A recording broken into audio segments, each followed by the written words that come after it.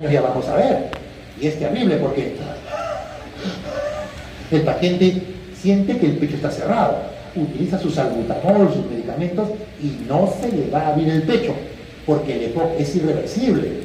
Entonces ellos van a tener problemas en el paso del aire por aumento de la fricción del flujo y resistencia de la fricción de los tejidos. ¿Me entienden?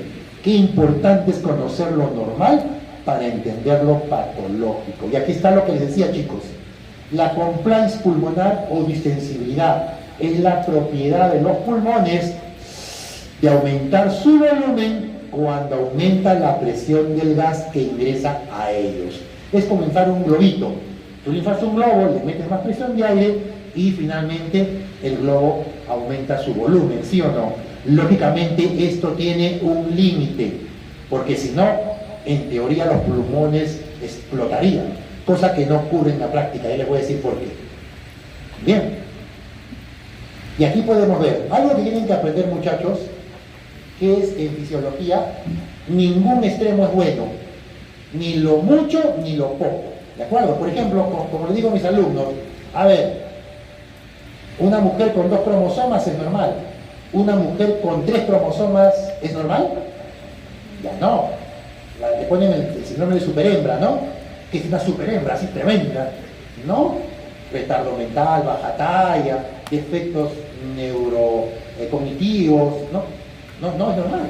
Entonces, eso es importante. En fisiología, ni el exceso ni el defecto es normal. Aquí tenemos la curva de la compliance normal. Aquí la compliance disminuida de un fibrótico que a lo mejor trabajó, qué sé yo, como albañil y nunca utilizó mascarilla y respiró el cemento toda su vida. Y arriba vemos la compliance aumentada en los pacientes con enfisema, que es un tipo de EPOC.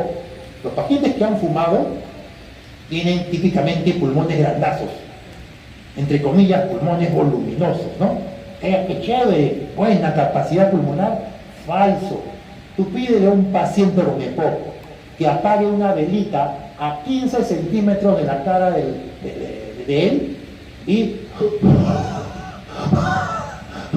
no lo va a parar porque está tan obstruido que el aire queda atrapado, y eso explica por qué los pulmones son tan grandes.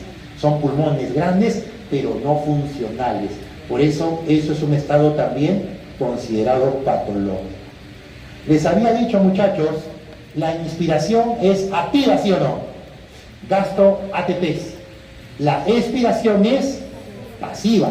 ¿Y es gracias a qué? Gracias a la elastancia. La elastancia es lo contrario a la compliance.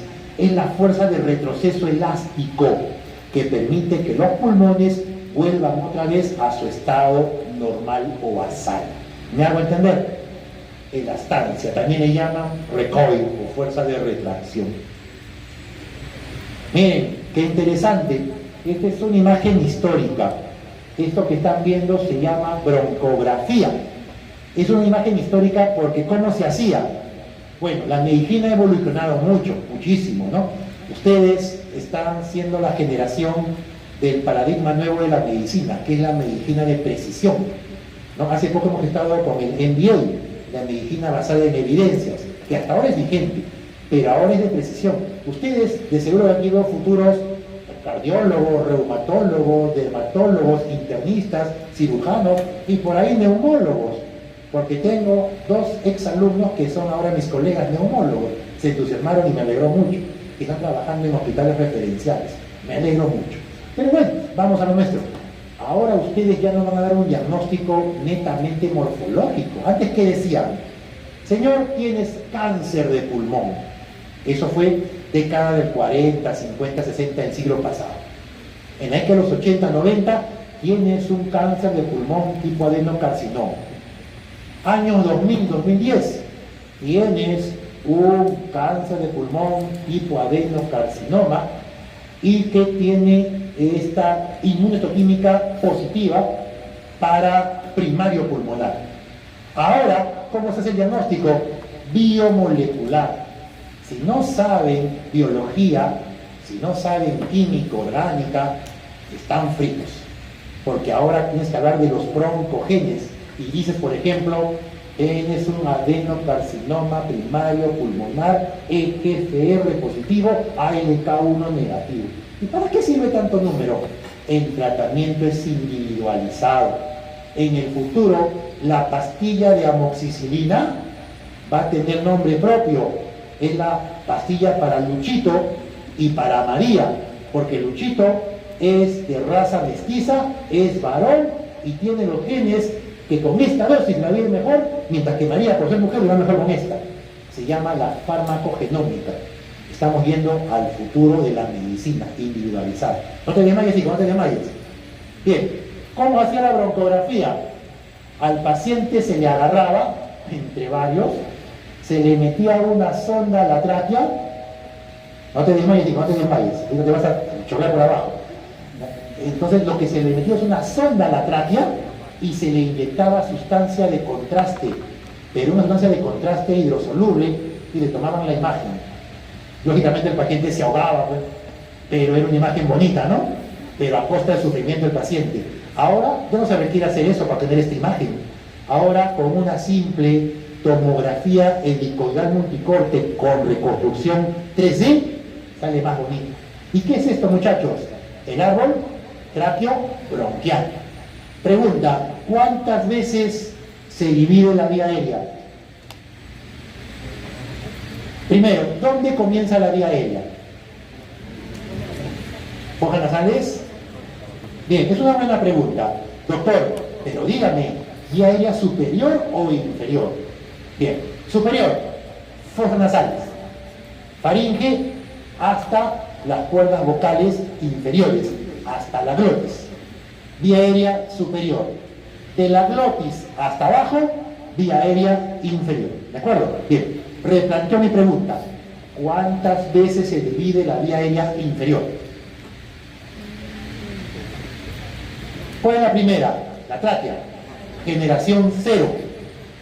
¿Y los alvéolos qué generación son? ¿Alguien sabe? Si no sabe, no hay problema. Se supone que en esto lo vivieron. Es la generación 23. 23 veces se divide la vía aérea hasta llegar de una tráquea a 300 millones de alvéolos. Y el aire tiene que pasar por toda esa vía aérea. Pregunta, chicos, y esto también me hace recordar lo que yo veo todos los días en mis alumnos de otras universidades, ¿no? Yo dicto en otra universidad en San Fernando lo que es neumología clínica e introducción a la clínica del aparato respiratorio. Y yo les digo, pues, ay muchachos, recuerden fisiología, recuerden fisiopato, les digo a ellos. Se supone que ya ellos son alumnos de tercer, cuarto año. A ver, ¿cuál es más grande? ¿La tráquea o los bronquiolos? Pregunta, ¿cuál es más grande? ¿La tráquea o un bronquiolito? La tráquea, pues, mide 3 centímetros de diámetro. ¿Cuánto mide un bronquiolo? Menos de 2 milímetros. Pregunta, ¿en dónde es más fácil que pase el aire? ¿Pasa el otro compañero? ¿Listo? ¿Dónde es más fácil que pase el aire? ¿En la tráquea, que es grande, o en el bronquio, que es chiquito? En la tráquea. No tengo miedo de responder. En la tráquea. Ahora vuelvo a hacer la pregunta. ¿Cuántas tráqueas tenemos? Una. ¿Cuántos bronquiolos tenemos? ¿Cuánto? 300.000. ¿Ya? Miren lo que voy a hacer. Voy a coger la única tráquea que tengo y voy a juntar abajo los 300.000 bronquiolos que tengo. Les vuelvo a hacer la pregunta. ¿Dónde es más fácil que pase el aire? ¿En la tráquea o a nivel de los bronquiolos? Bronquiolos. ¿Por qué? Porque en conjunto tienen una gran superficie transversal. ¿Qué significa esto, muchachos? Que el aire, cuando ingresa a la tráquea y grandes bronquios, genera mucha turbulencia, y cuando llega a los bronquiolos y alvéolos va muy suavecito y ordenadito. Y ustedes lo pueden saber si agarran un estetoscopio y se lo ponen acá. Agarran un estetoscopio y se lo ponen acá. Van a escuchar. Es normal. Lo pones acá Se llama murmullo vesicular, ¿de acuerdo? Flujo paralelo laminar, flujo turbulento, ¿me entienden? Por lo tanto, esto me explica el por qué el paso del aire siempre es más difícil en las vías aéreas de gran calibre, mientras que en las vías aéreas de pequeño calibre el paso del aire es más sencillo, por decirlo así. Doctor, yo voy a llevar semiología, introducción a la clínica, y me van a enseñar qué es un sibilante, qué es un crepitante, qué es un subcrepitante. Lo van a aprender. Entonces, en conclusión, chicos, cuando ustedes ausculten un pulmón sano, la zona central, turbulento. Las zonas laterales, flujo laminar, murmullo vesicular.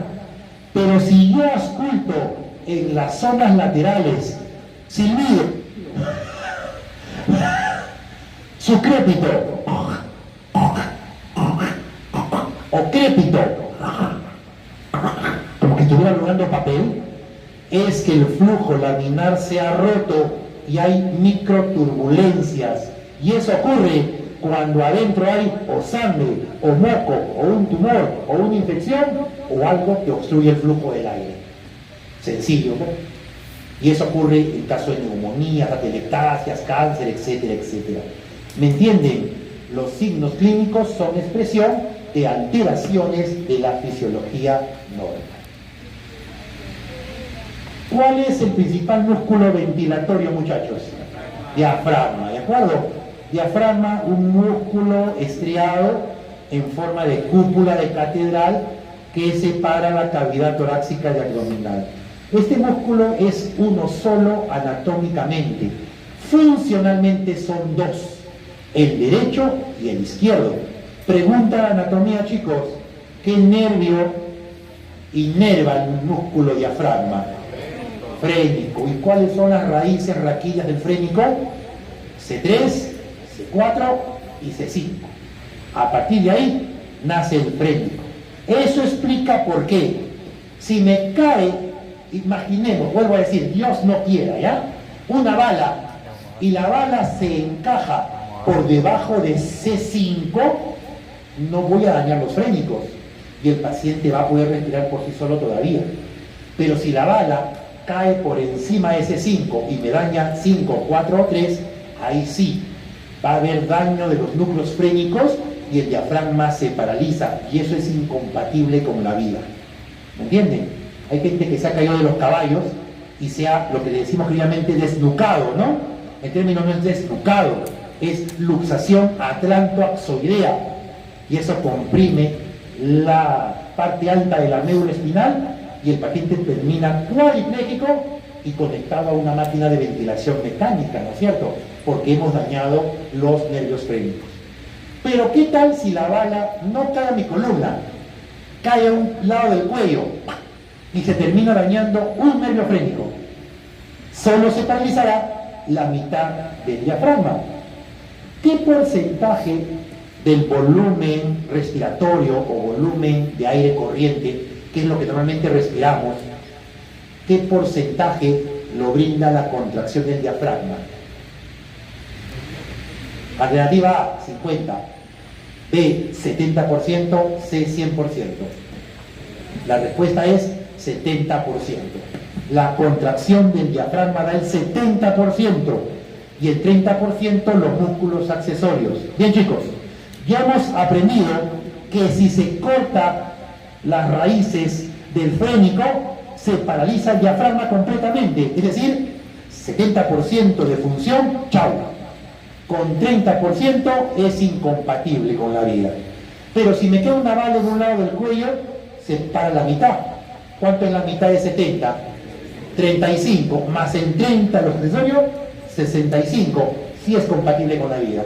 Y la persona puede seguir viviendo y respirando por sí sola.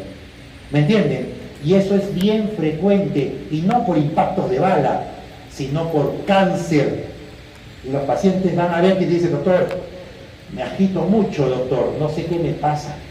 Le tomas una placa y ves que un diafragma está muy elevado.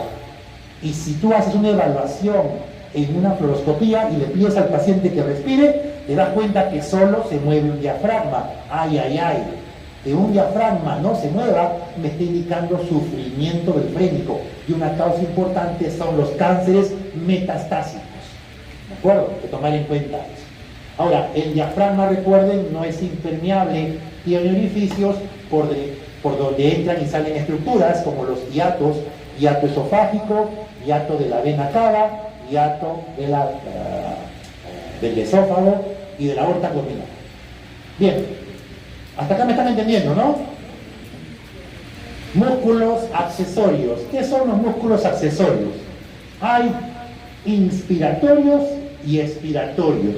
Inspiratorios ayudan a que la inspiración sea más profunda. Por ejemplo, cuando voy a soplar la vela en la torta, ¿no es cierto? Tomo aire, hago inspiración forzada, entran a tallar los músculos intercostales externos y los músculos del cuello, el esternocleidomastoideo y los músculos escalenos. También participan músculos de la espalda, como los músculos serratos, ¿de acuerdo? Inspiratorios. Expiración. La expiración es pasiva, pero cuando hago expiración forzada, la compañera que... ¿Ya? Cuando hago expiración forzada, por ejemplo, lo van a hacer en el futuro las madres que están dando a luz en el trabajo de parto. Señora, puje, puje, está haciendo expiración forzada, está haciendo valsalva. O cuando soplan la vela, o cuando levantan pesos, o cuando van al baño a hacer sus necesidades biológicas. Tienen que hacer valsalva y en ese momento trabajan los músculos expiratorios accesorios, los intercostales internos y la prensa abdominal. Te repito, aquí es intercostales externos, inspiratorios, y aquí expiratorios, lo contrario, EI y E. ¿De acuerdo? ¿No les ha pasado que cuando levantan pesas, somos humanos, ¿ah? Aquí no se pueden decir, oh, ¿qué dijo el doctor? No, cuando hacen ejercicio, a más de uno se le ha salido un gas. Y es normal, porque aumenta la presión intraabdominal. ¿De acuerdo? Eso es normal. Igual cuando la mujer está en trabajo de parto, frecuentemente puede haber eliminación de contenido intestinal en ese momento. Bien, entonces podemos ver aquí la actividad de los músculos ventilatorios. ¿Para qué me sirve eso, doctor? Yo quiero ser médico ya. ¿Para qué me sirve? Bien, es importantísimo. Algún día van a ver pacientes, niños, que llegan así.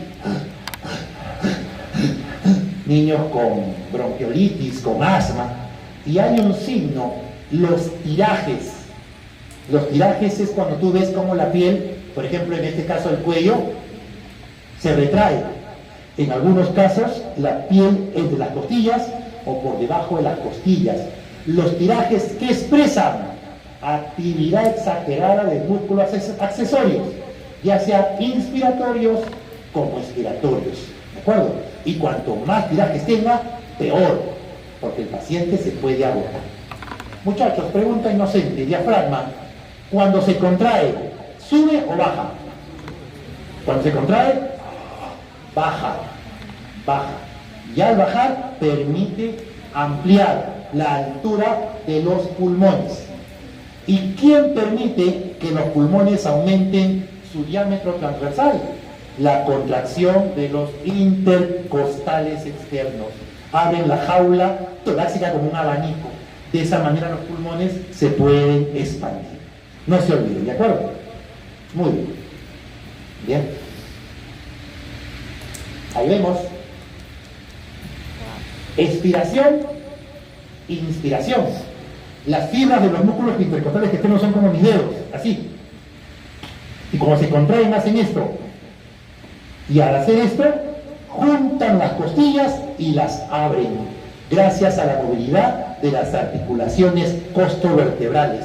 De esa manera ocurre este movimiento de batido regularmente. No se olviden, muchachos, no se olviden. Bien. Les he comentado que el aire ingresa al interior por gradiente de presión, ¿no es cierto? En la inspiración, ¿dónde debe ser mayor la gradiente de presión? ¿Atmósfera o alveolo? Atmósfera. Y aquí podemos ver cómo la bolita roja está comenzando a ir hacia arriba, y es porque la presión atmosférica, aquí puesta como 0 centímetros de agua, está por encima de la presión dentro del alveolo. Esta pequeña diferencia es suficiente para que el aire pueda entrar. Y uno hace esto. Ya no entra más. ¿Por qué ya no entra más? Por diferentes causas. Uno, depende de tu compliance pulmonar. Depende de tu elasticidad del tórax. Y hay unos receptores dentro del pulmón que se estiran cuando entra aire. Se estiran, y cuando se estiran un montón, mandan información nerviosa al tronco encefálico, bulbo y protuberancia, y ¿qué le dice? Oh bulbo, ya no metas más aire, ya no inspires, porque va a reventar los pulmones, y deja uno de inspirar. Eso se llama el reflejo de Gerin-Breber. El reflejo de Gerin-Breber, ¿de acuerdo? Es un reflejo protectivo. Si no existiera eso, ¡pum!, se nos revientan los pulmones en teoría, ¿no? Entonces, esto va a originar que el aire ingrese hasta que se llegue al equilibrio. Y ahí se lleva al equilibrio. Cuando no entra ni sale aire de los pulmones, la presión atmosférica y alveolar son iguales. Ahora viene la expiración. En expiración, ¿dónde debe ser mayor la presión? ¿En el alveolo o en la atmósfera? En el alveolo. Así que comenzamos la expiración. Y vemos cómo la presión dentro del alveolo ya está un poquito por encima de la atmosférica, pero ese poquito es suficiente para que el aire salga hasta que se origine el equilibrio de presiones y listo, se acabó el ciclo ventilatorio. ¿Me entienden o no? Bien, entonces esto es muy importante tomar en cuenta, chicos, muy importante tomar en cuenta, que todos son juegos de presiones. ¿Cuáles son las presiones que se encuentran dentro de los pulmones y las vías aéreas? Tenemos la presión intraalveolar o alveolar, la presión intrapleural y por último la presión atmosférica. Chicos, muchos de ustedes tienen carro y muchos no tienen carro y se van en transporte público, perfecto, y van con su mandilito blanco, ¿ah? Dios no quiera, un accidente o asaltan a un pasajero y le zampan un cuchillo en el pecho. La gente te va a llamar a ti. Tú eres médico, no ven para acá, tú eres médico, atiéndelo. Y lo ves al cliente que está con el cuchillo clavado ahí. ¿Qué es lo primero que debes hacer? Veo múltiples opiniones, pero casi todos coinciden con lo correcto. Es, primero, lógicamente, que el paciente no haya tenido paro cardiorrespiratorio y todo lo demás, ¿no? Es evitar sacar el cuchillo. No se les ocurra sacar el cuchillo. Doctor, lo aprendí en John Wick, en la película, ¿no? Jamás, él sabía, ¿no? Si tú sacas el cuchillo, el pata se muere. ¿Y por qué se muere? Porque ese cuchillo, cuando sale, inmediatamente va a exponer la presión intrapleural a la atmosférica. Y la intrapleural siempre es negativa o menor que la atmosférica. Y se va a meter aire y va a terminar colapsando el pulmón del pobre paciente. Aparte del cuchillado, ahora con neumotórax. ¿Me entienden? Aparte que el cuchillo puede estar sosteniendo un bajo sanguíneo lacerado y actúa como una especie de tapón mecánico. ¿Me entienden? Sí, lo que tiene que hacer es fijar el cuchillo y de frente al hospital para que lo opere. Entonces es muy importante eso, la diferencia de presiones. A propósito, chicos, ¿cómo se llama la diferencia de presión alveolar con presión intrapleural?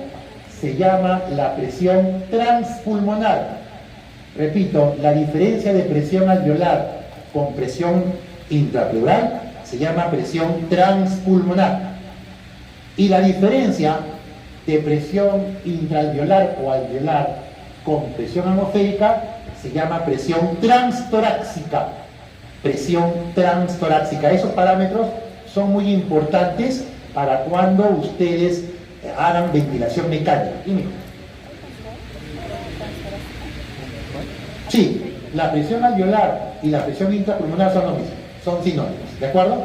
Y como están viendo, la presión intrapulmonar o alveolar varía según el tiempo ventilatorio, mientras que la pleural siempre es menos que la atmosfera, ¿de acuerdo?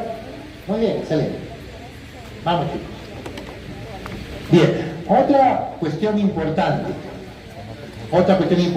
Siempre, cuando ustedes van aprendiendo medicina en el transcurso de sus ciclos, van a comenzar a entender muchas cosas que no entendían. Una vez, un amigo me dice, Renato, ¿cómo es posible que la respiración boca a boca sea efectiva y salve la vida de una persona? Si en teoría yo le estoy dando puro CO2, que es lo que yo voto, y prácticamente no le doy oxígeno al paciente. Pregunta, ¿ese razonamiento es correcto? Probablemente pueden decir que sí, ¿no? Puede ser. O dirán, no. Bien, yo les hago la siguiente pregunta. Chicos, aire atmosférico, aquí, el aire aquí que está un poco cargado, ¿no? Aire atmosférico. ¿Qué porcentaje de CO2 tiene aire atmosférico? El de la calle, lo normal. Oxígeno es 21%. CO2, 72, no. CO2, no nitrógeno, ¿ah? CO2, no sé qué, nitrógeno sí, 70, 80. CO2, 0.03%. Prácticamente casi no hay nada de CO2 en el aire atmosférico. Puede aumentar en zonas muy pobladas con mucha contaminación, pero es poquito. Bien, ahora les traigo la otra pregunta. Miren, voy a botar el aire. Este aire que he botado, ¿qué porcentaje de CO2 tiene? Al toque, la lógica diría, 80%, 50%, 30%, 20%, ya 10%, empatín. La respuesta es 3%. 3% nomás es lo que botas tú de CO2. ¿El resto qué es? Nitrógeno, pero también oxígeno, que entró y nunca se intercambió y que se quedó en las vías aéreas que solamente conducen aire, que va de la tráquea hasta el bronquiolo terminal, la generación 16. Ese espacio se llama espacio muerto anatómico. Entonces, para que entiendan, muchachos, el espacio muerto anatómico es todo esto. Miren, vamos a poner aquí opción de puntero, plumita. Todo esto que está acá es el espacio muerto anatómico, porque de tráquea a bronquiolo terminal, esas vías aéreas solo conducen aire, no intercambian aire con la sangre. Pero a partir de la generación 17 a la 23, ya hay alvéolos y aquí sí hay intercambio gaseoso. ¿Qué cantidad de aire queda ahí, rica en oxígeno y que no se intercambia? Aproximadamente el 25 a 30% de lo que metí, es decir, 150 a 200 mililitros. Y yo cuando hago respiración boca a boca, pregunta, chicos, ¿yo hago esto? ¿No? ¿Yo hago esto? Es decir, que aparte de esos 150, le he metido 2,5 litros más de aire rico en oxígeno. Es por eso que al soplarle a la víctima le estoy dando efectivamente aire rico en oxígeno y le estoy salvando la vida. ¿Me entendieron ahora o no? ¿Ok? Muy bien. Así como hay espacio muerto anatómico, hay un espacio muerto fisiológico, y lo voy a explicar un poquito más adelante qué significa eso. Vamos a ver, avanzar un poquito más. Ahí está. Chicos, hay 300 millones de alvéolos en los pulmones de ustedes que ya son jóvenes adultos. Ustedes son chicos de más de 20 años, ¿no? En general, o todos son todavía menores de 20 años. Ah, menores, cachorritos. Bueno, pero ya pasaron la pubertad y la adolescencia. Ya son jovencitos. Tienen 300 millones de alvéolos. Bien, pregunta, ¿los 300 millones de alvéolos oxigenan la sangre? Y la respuesta es que no. Hay un 5% de alvéolos que reciben aire, pero no reciben sangre y prácticamente actúan como espacio muerto y se encuentran en los lóbulos superiores. Ese volumen de aire de esos alvéolos que reciben aire y no reciben sangre, si lo sumo al espacio muerto anatómico, constituyen el espacio muerto fisiológico que está ahí. ¿Me entienden? Es la suma del anatómico más aquellos alvéolos que están ventilados pero no reciben sangre. Ya lo vamos a ver en otras clases, que eso aparece en la zona 1 de West. Doctor, ¿qué es eso? A propósito, descárguense o consíganse el Fisiología de West, W-E-S-T, ¿de acuerdo? West, que es el cual yo fundamento mis clases y es muy bueno. Doctor, tengo el Gano, tengo el Gaito, también es bueno, también es bueno, ¿de acuerdo? Aquí están esos alvéolos que reciben aire y no reciben sangre y suman el espacio muerto al anatómico y conforman el fisiológico. Ya vamos a acabar, chicos. ¿Qué es lo que están viendo ahí? ¿Pregunta?